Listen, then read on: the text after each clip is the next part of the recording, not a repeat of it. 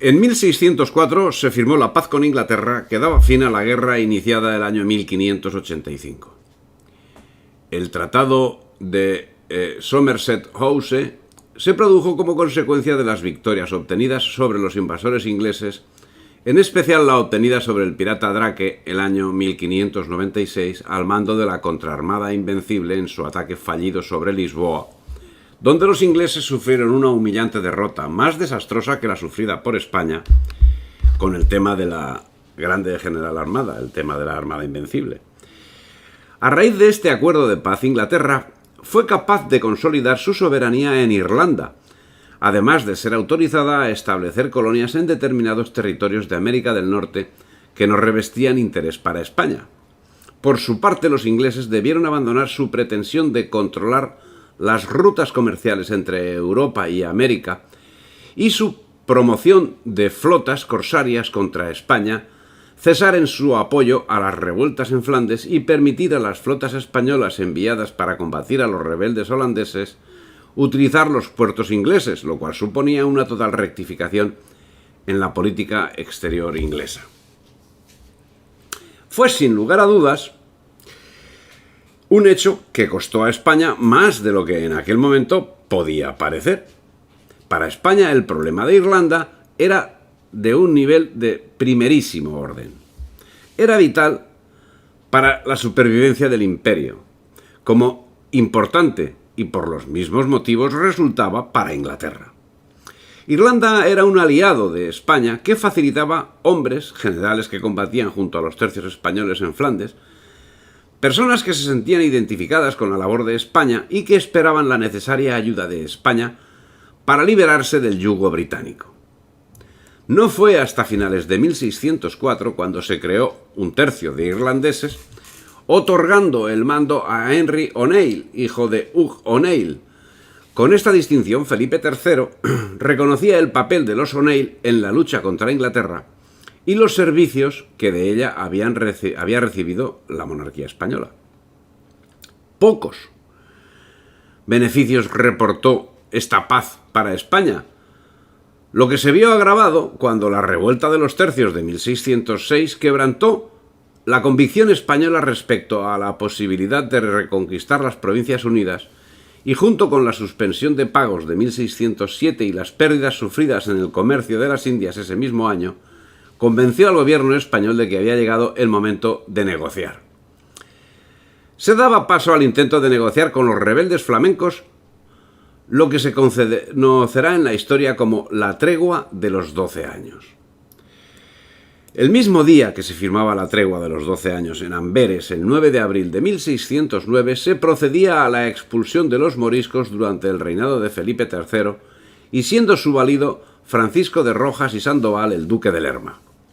La tregua firmada con Holanda suponía el reconocimiento de la independencia holandesa, que no fue real hasta 1648, con una particularidad digna de ser destacada. En el tratado, firmado el 17 de junio y convenido entre los reyes de Francia y de Inglaterra y los Estados Generales, declaran que la garantía debe obligar no solo en el caso de infracción y violación de la tregua, sino también en el de ponérseles algún embarazo a los mismos Estados Generales en el comercio de Indias durante el término de ella. Lo que llevó a que en 1621, cuando acabó la tregua, hubiese fortalezas holandesas en Arguin, en África Occidental, en Pulicat, en la India, en Batavia, en Indonesia, y en la desembocadura del Amazonas en América. Pero es que había más. Las expediciones holandesas se dedicaron también a fomentar rebeliones contra España entre las tribus nativas de América y se produjeron ataques directos contra puestos españoles. Así pues, los consejeros de Felipe III pudieron argumentar no solo que la tregua había enriquecido a Holanda, sino que la prolongación del statu quo empobrecería a las potencias ibéricas a través de la apropiación de sus imperios. Parece evidente que los tratados internacionales firmados durante el valimiento del duque de Lerma en el reinado de Felipe III minaron el imperio español, que comenzaría a caer estrepitosamente durante el valimiento del conde duque de Olivares. ¿Qué estaba consiguiendo el duque de Lerma con los vejatorios tratados internacionales que estaba firmando?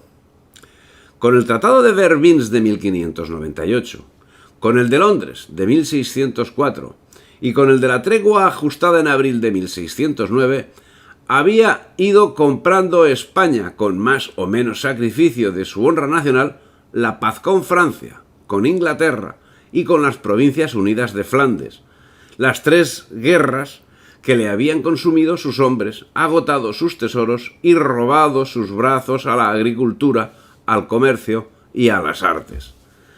Le quedaba la guerra con los berberiscos y los turcos, con los que distraía sus fuerzas, parte por necesidad, parte por espíritu, de tantos siglos, de buscar y combatir, donde fuese, a los enemigos de la religión.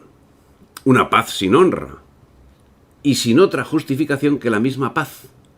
Una paz que ponía a España al pie de los caballos de sus enemigos y que lanzaba por la borda los esfuerzos ímprobos de generaciones de españoles.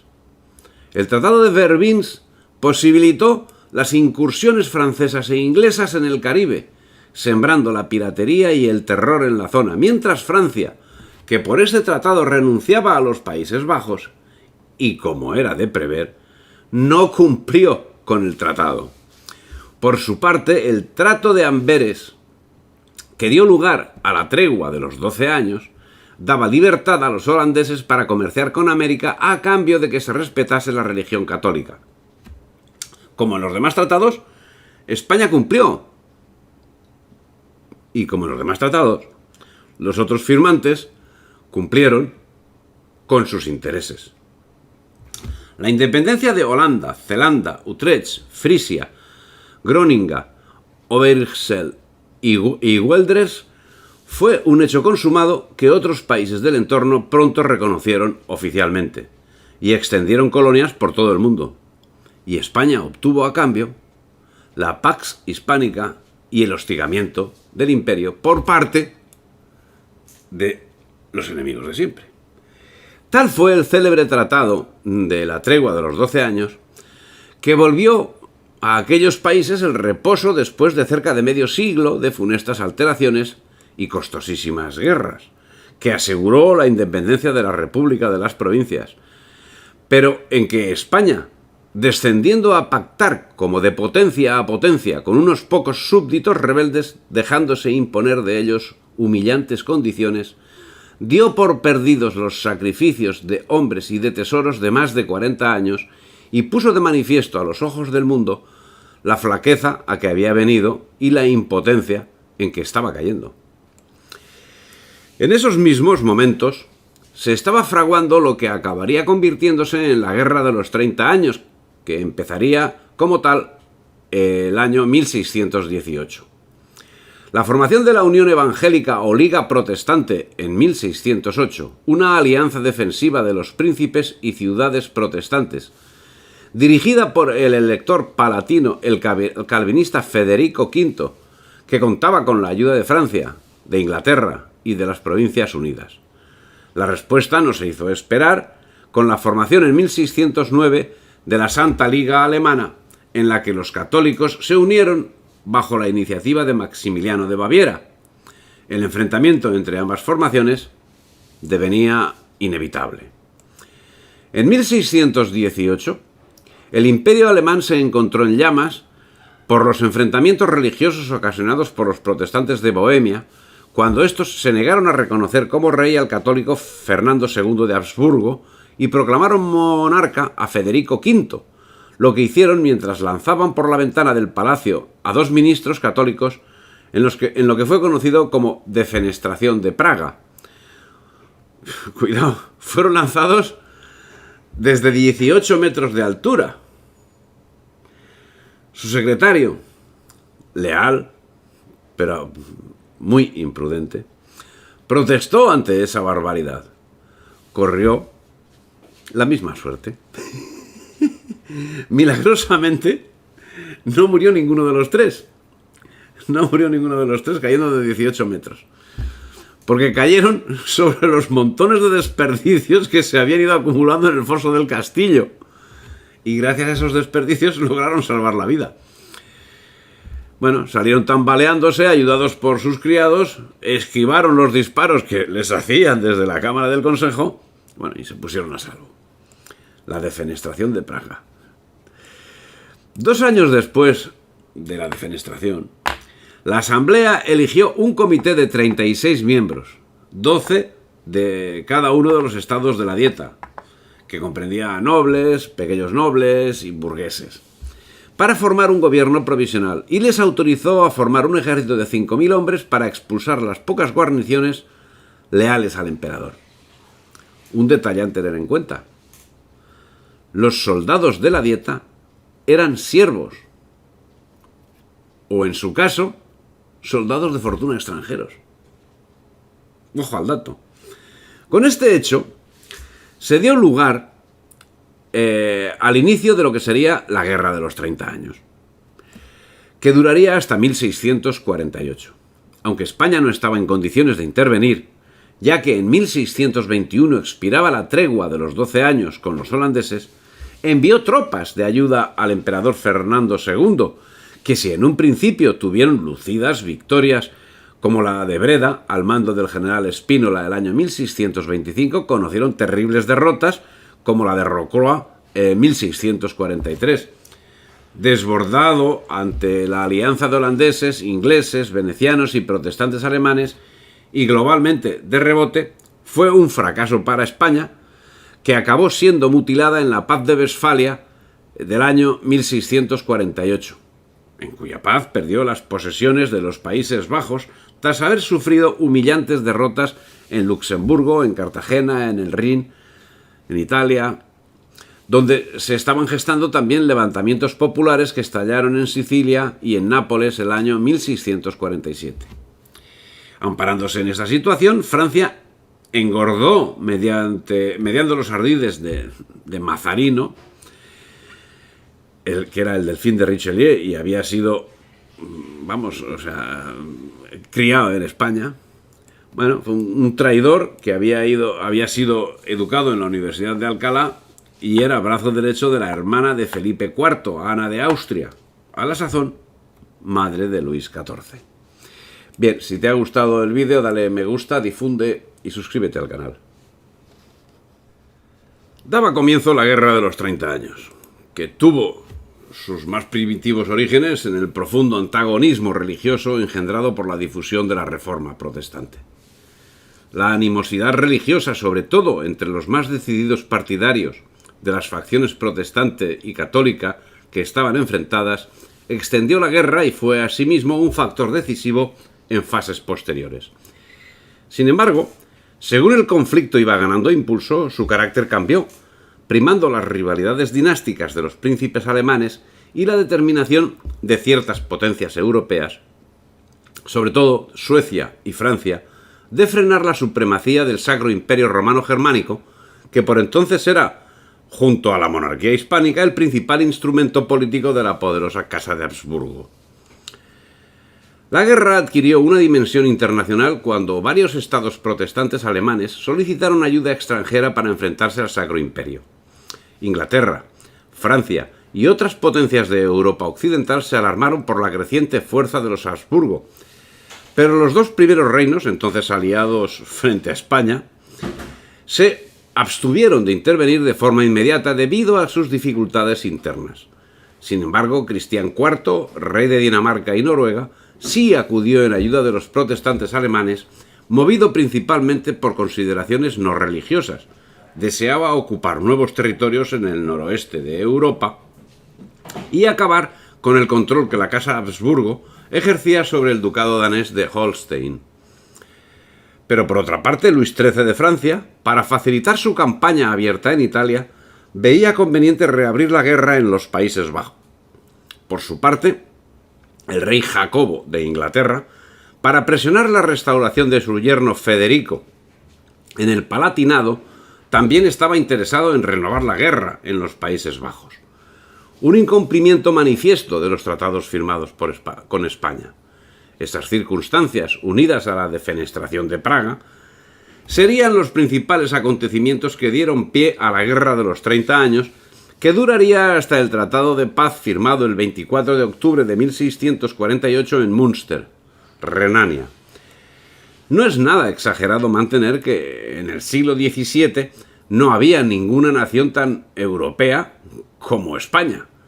No solo porque España era una de las naciones más poderosas de Occidente, sino también por su compromiso con las grandes empresas europeas de aquel momento.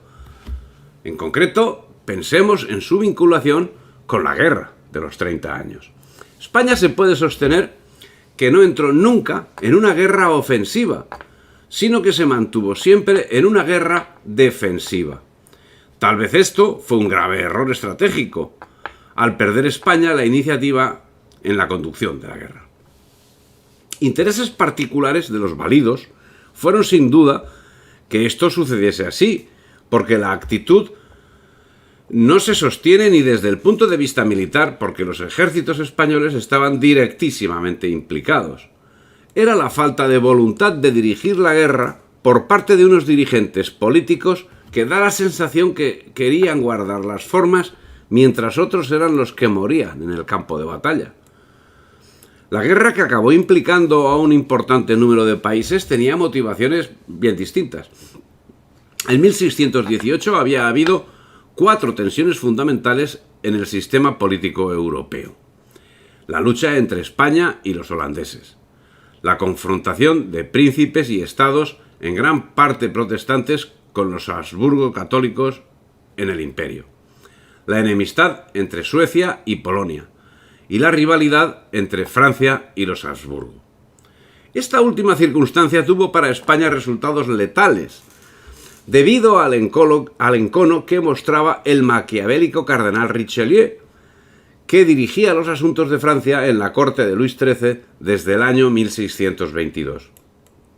Por su parte, la actitud del sucesor del duque de Lerma, Baltasar de Zúñiga, tío de Olivares, enviando a Austria ingentes cantidades de dinero y 7.000 soldados que estaban en los Países Bajos, más los 10.000 que estaban en Lombardía, fue una actitud tardía que costaría a España los Países Bajos, si bien el general Spínola hizo una campaña impecable, tomando 30 ciudades en 6 meses. España estaba descapitalizada y atender la guerra significaba un esfuerzo extraordinario que fue acometido de una forma peculiar. Se llevó a cabo una importante devaluación monetaria, de la que ya hemos hablado en otro lugar, práctica que continuó Felipe IV de manera aún más irresponsable. El gobierno, decidido a no reducir el gasto, que se consideraba fundamental para la defensa nacional, y a no aumentar los impuestos, que sería una medida impopular, recurrió sin control alguno al empréstito, hasta que en 1627 se planteó una situación de bancarrota que resultó absolutamente inevitable. Los conflictos españoles tuvieron una relación directa con la Guerra de los 30 años, ya que fueron manifiestamente iniciados por la influencia de Francia y de Inglaterra en el contexto de la misma. Tenían evidentemente mayor calado, pero es el caso que Francia, aliada a Suecia, a Holanda, a Saboya y a Portugal, y teniendo en su favor los votos de los demás pueblos que permanecían en la inacción, sostenía contra el Imperio y contra España una guerra ruinosa para los dos partidos y funesta para la Casa de Austria. Pero esto no significaba que Portugal se encontrase en alianza contraria a España, ya que en la Guerra de los 30 años, según nos relata un historiador portugués, por diferentes regiones volaron las insignias de España sobre diferentes y numerosos ejércitos. En todas estas partes sirvieron siempre y sirven muchos portugueses con tanta aprobación y estima que apenas se hallarán en una compañía 4 soldados particulares que no sean nuestros 2 de ellos. Así que los lusitanos, sin otra gente, muchas veces vencieron batallas. Las otras gentes, sin lusitanos, apenas dieron alguna. Eso lo relata Manuel de Faria y Sousa en su Historia del Reino de Portugal.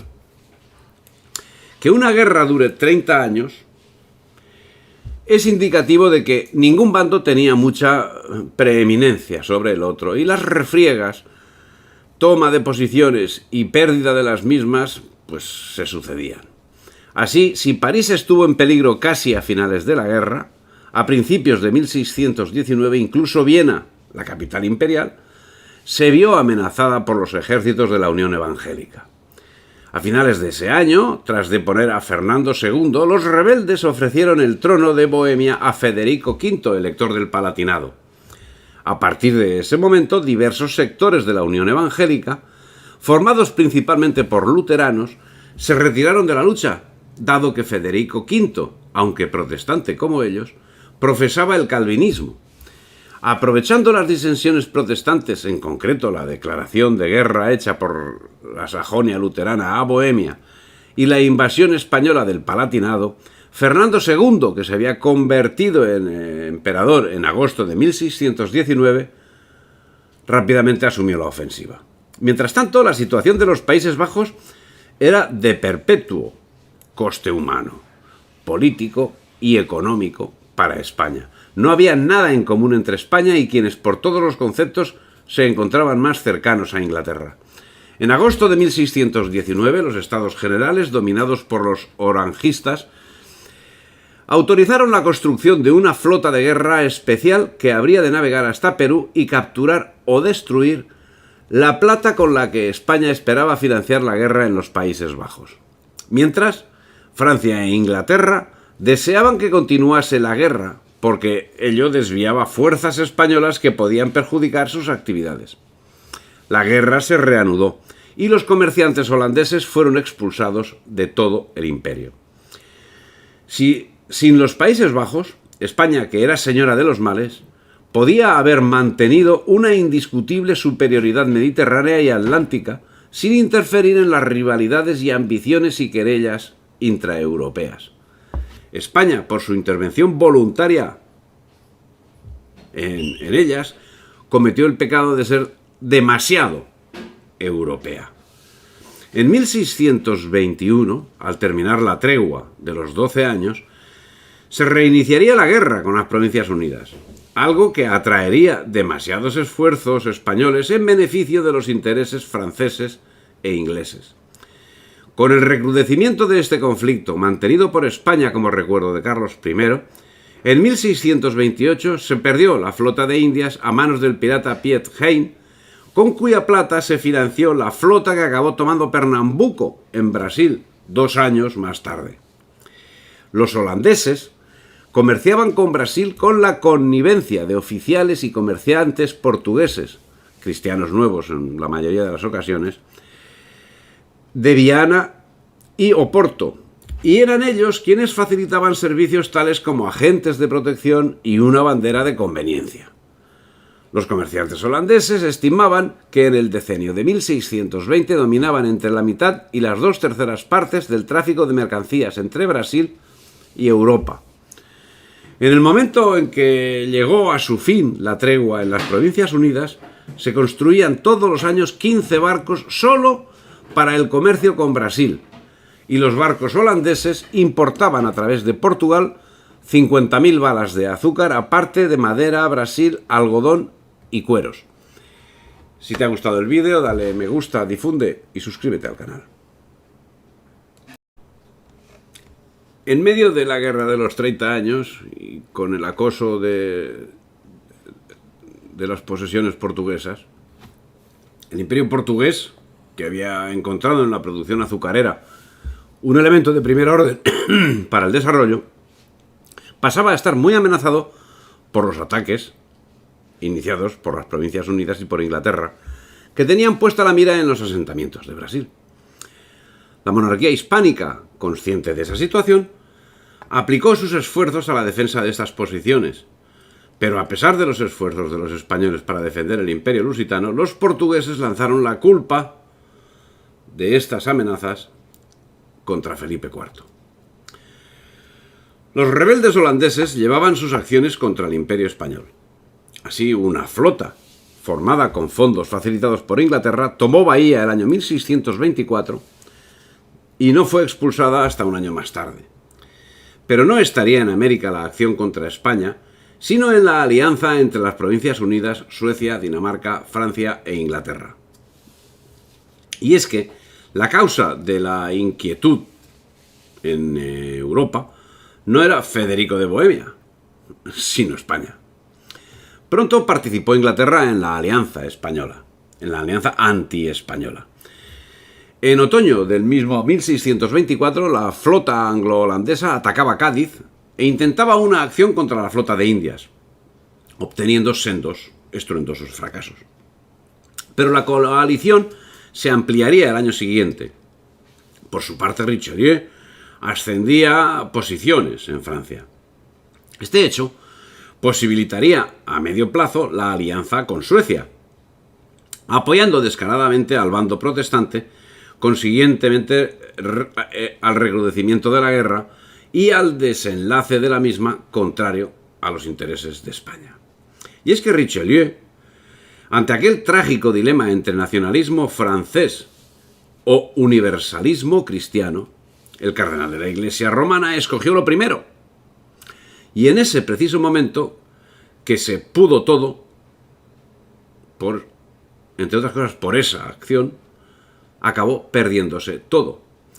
Aquella decisión fue el Rubicón en la historia religiosa de la Edad Moderna. Pero las vicisitudes serían varias, porque en 1626 Segismundo III de Polonia proponía a España la creación de una flota conjunta de los polacos y los Habsburgo para dominar el Báltico con barcos comprados en la Hansa. No resultó este intento, siendo el rey polaco tomado en tenaza por Suecia y Holanda, vencido, y consiguientemente perdida esa posibilidad de control naval del Báltico por parte de España. En 1634 moría la infanta Isabel Clara Eugenia, gobernadora de los Países Bajos. Grave suceso que lo pagaba España, claro. Spínola había sido enviado a Italia y los asuntos militares españoles iban de mal en peor, mientras el control que había sido delegado en la infanta volvía a estar en manos de la monarquía de Felipe IV, y el valido veía en Fernando de Austria, hermano del rey y cardenal desde los 10 años, el cardenal infante, más aficionado al campo de batalla que a la sacristía, veía en él su tabla de salvación. En el peor de los casos, enviándolo a Flandes, el conde duque se libraba del acoso de alguien que constantemente manifestaba su desacuerdo con el valido. Ya lo había hecho virrey de Cataluña, donde alcanzó gran prestigio, para desdoro de don Guzmán, quien encontró en Flandes el avispero que deseaba y que el infante tomó con gusto como jefe del ejército imperial. El año 1636, Francia envió ejércitos a combatir a Flandes, Borgoña y Milán, que fueron rechazados y tomadas las plazas de Chapelle, Catelet, Corbia y Bouchain por breve tiempo, ya que fueron rechazados por los franceses. El ejército se encontraba desplegado en Navarra, Aragón, Cataluña, Portugal, el Algarve, Italia y Flandes, con un total de 94.000 unidades, a las que debían sumarse 9.000 unidades preparadas para partir hacia Italia y Dunkerque. Para su mantenimiento, Olivares usó efectivos que requerían financiación de unas arcas que estaban vacías, por lo que se recurrió a impuestos especiales.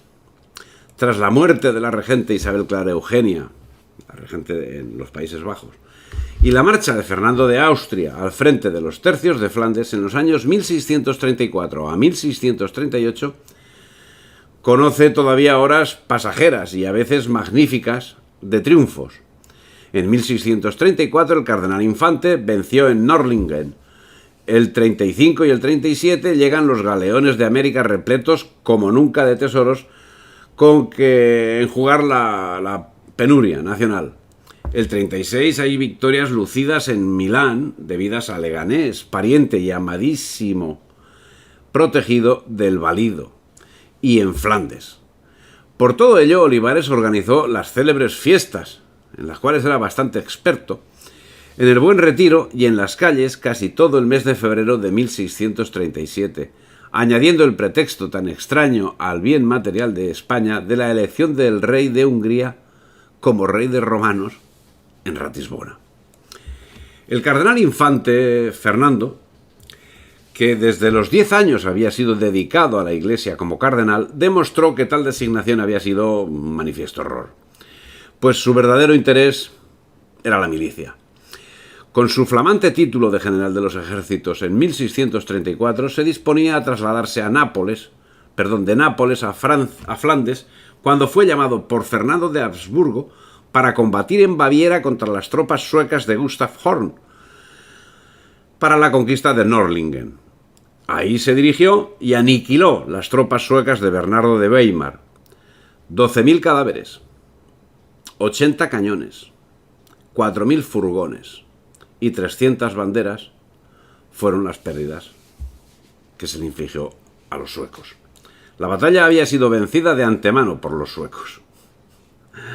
Pero aunque la iniciativa de estos, la feroz defensa de la colina de Albuc, llevada a cabo por los tercios españoles, consiguió rechazar hasta 15 cargas de los suecos, que fueron finalmente derrotados en medio de una inmensa mortandad con el apoyo de las tropas de caballería italiana. Cuando el cardenal infante llegó a Bruselas tras la batalla de Nördlingen, fue recibido en olor de multitud. En breve se enfrentaría a Richelieu, que lo vencerá en Amiens y le tomará Brabante. Pero en reacción, el último buen Austria avanzó hasta las inmediaciones de París, con lo que consiguió paralizar el empuje francés. Los españoles, los imperiales y los flamencos habían amenazado París, y tal vez fue un error haberse retirado sin acometerla. Tropas de España habían invadido Francia por la frontera de Navarra y de Guipúzcoa. Bayona se vio en peligro y el ejército del almirante de Castilla penetró en el país de Labor. Los grisones, resentidos de la usurpación y tiranía de los franceses, sus antiguos auxiliares y amigos, se aliaron en secreto con los españoles, se alzaron contra los franceses y los arrojaron de Valtellina. Pero esa decisión no le tocaba al cardenal infante el ser tomada, sino al conde duque, justamente el peor enemigo que tenía Fernando de Austria, que no tardaría mucho en fallecer. La enfermedad le deparó la muerte el 9 de diciembre de 1641, para desgracia de España. A los grandes hombres como don Juan de Austria y como el cardenal infante les cogió la muerte de una forma extraña y a una edad muy joven. Con la muerte de Fernando de Austria desapareció toda esperanza para España. Era el único general con carisma suficiente para arrebatar los ánimos de los combatientes y del pueblo. Quedaba el conde-duque de Olivares. Y mientras, en Italia, nos abandonaban los que creíamos nuestros más firmes aliados y nuestros mejores y más útiles amigos. Y hasta los pequeños príncipes, que habían sido de antiguo vasallos españoles, desamparaban la causa española y se unían a los franceses. Los sucesos se resolvían cada vez más en menoscabo de España. En noviembre de 1647, la Francia del cardenal Richelieu, aliada con los protestantes, estaba obteniendo los resultados buscados con la guerra de separación de Cataluña y Portugal. Junto con los suecos, ganó las batallas de Levingen y Sommerhausen y obligó al duque de Baviera a abandonar sus estados casi a la edad de 80 años. El conde de Harcourt tomó Balaguer y derrotó a los españoles en 1645. En Italia se perdió Ponto Longone en el año 1646. 20 barcos y 20 galeras de Francia, que constituían casi toda la marina restablecida por Richelieu, derrotaron a la flota española en las costas de Italia. Pero esto no era todo. Las armas francesas invadieron también Lorena con el duque Carlos IV, príncipe guerrero pero inconstante, imprudente, desafortunado, quien se vio a la vez despojado de su estado por Francia y hecho prisionero por los españoles. Los aliados de Francia hacían presión sobre el poder austriaco. El duque de Alburquerque, general de los portugueses, ganó a España la batalla de Badajoz en mayo de 1644. Torstensson desafió a los imperiales cerca del Tabor en marzo del 45, obteniendo una victoria completa, y el príncipe de Orange, a la cabeza de los holandeses, penetró hasta Brabante. El rey de España, derrotado en todas partes, veía el Rosellón y a Cataluña en manos de los franceses. Nápoles sublevada contra él. Acababa de entregarse al duque de Guisa. Nápoles se había entregado al duque de Guisa, último príncipe de esa rama, perteneciente a una casa tan fecunda en hombres ilustres y peligrosos. Si te ha gustado el vídeo, dale me gusta, difunde y suscríbete al canal.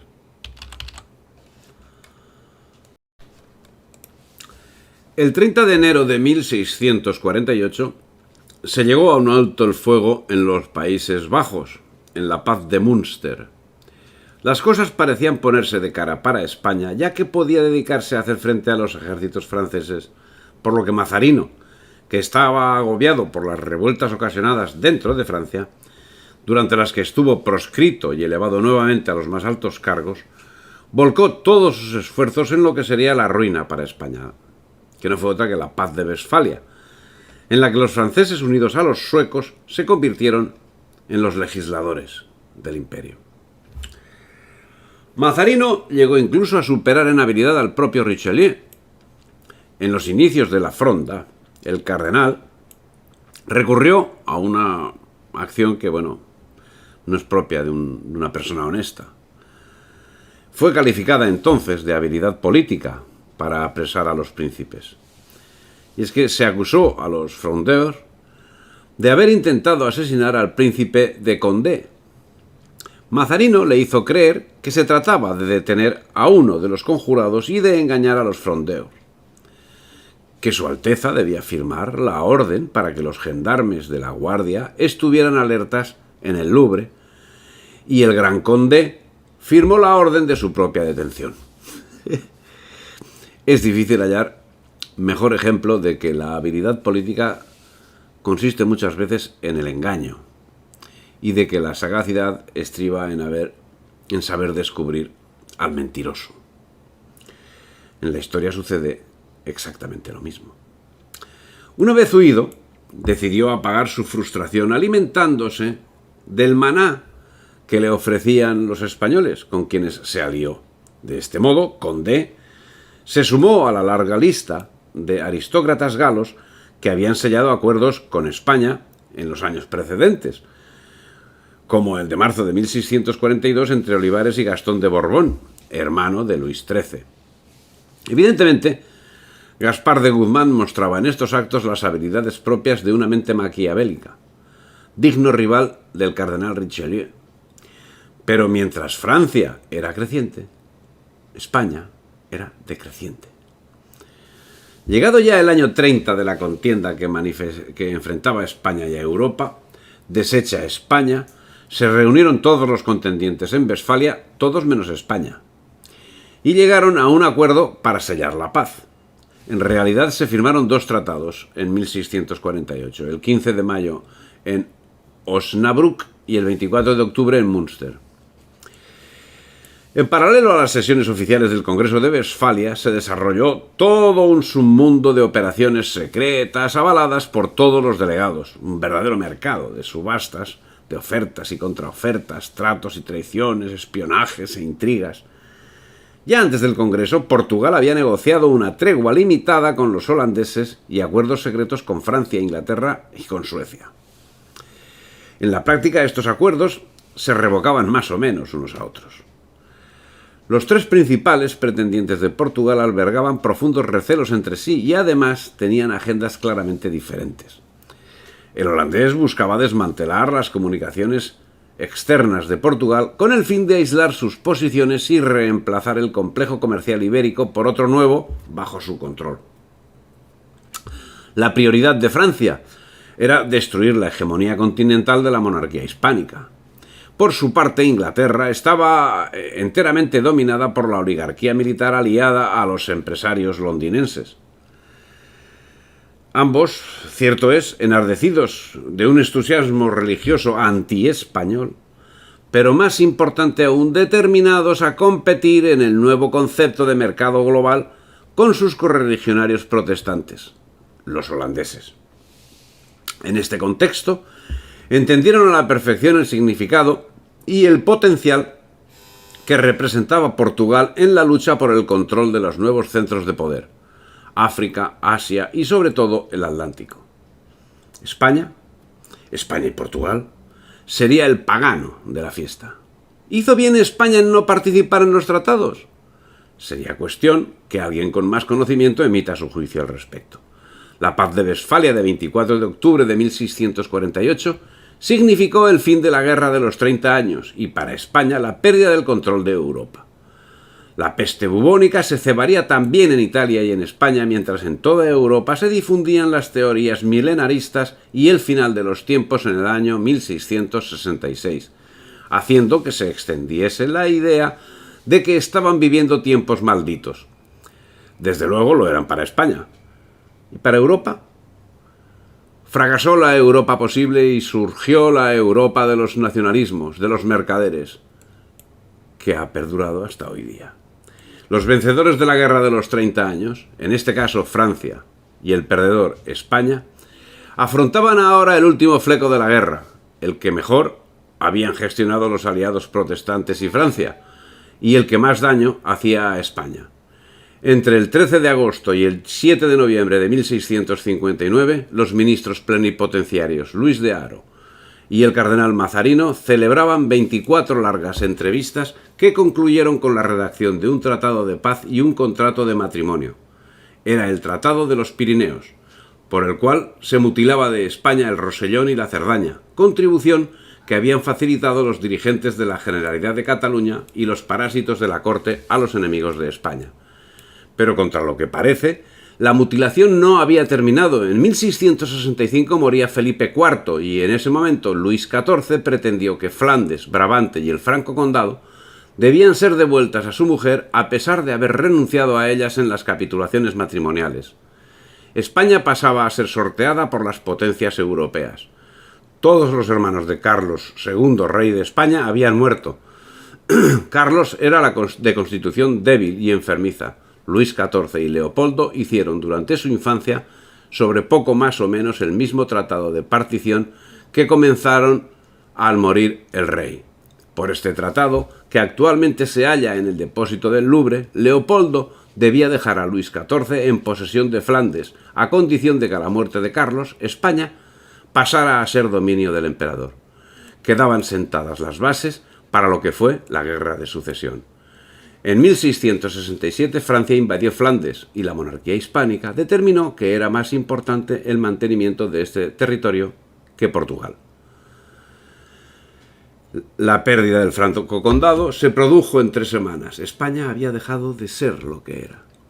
Tras sufrir sendas derrotas en Ameixal en 1663 y Villaviciosa en 1665, el 13 de febrero del 68, la viuda de Felipe IV, la regente Mariana de Austria, reconoció la independencia de Portugal, quedando la plaza de Ceuta en la parte de España, al no querer aceptar sus habitantes la separación del reino. Habían transcurrido 28 años de enfrentamientos. La tensión bélica no disminuyó y los enfrentamientos continuaron hasta bien entrado el siglo XVIII y superada la Guerra de Sucesión, que terminó con el relevo de los Austrias por los Borbones. Si te ha gustado el vídeo, dale me gusta, difunde y suscríbete al canal.